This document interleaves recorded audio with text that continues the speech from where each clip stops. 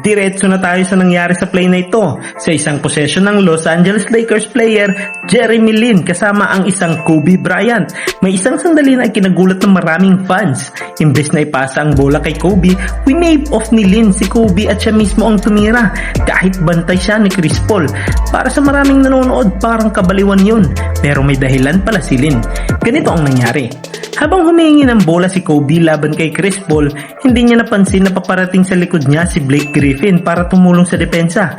Napansin ito ni Lin kaya itinuro niya si Griffin kay Kobe para ipakita na may paparating na help defense.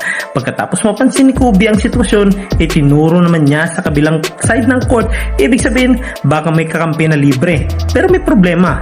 Sina Carlos Boozer at Jordan Hill ay hindi nakaspace ng maayos sa floor kaya walang malinaw na passing option.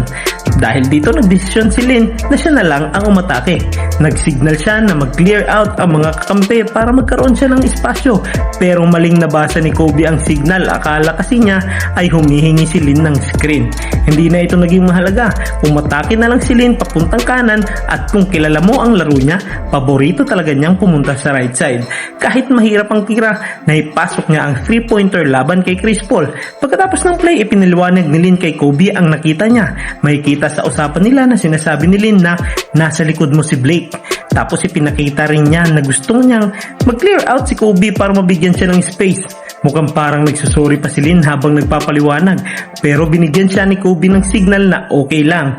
Parang sinasabi ni Kobe na good play.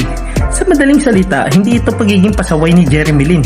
Binasa lang niya ang depensa, nakita ang help ni Blake Griffin at nagdesisyon siyang siya na ang tumira. At doon nagsimula ang viral moment kung saan winave off ni Lin si Kobe Bryant pero naging tama ang desisyon niya.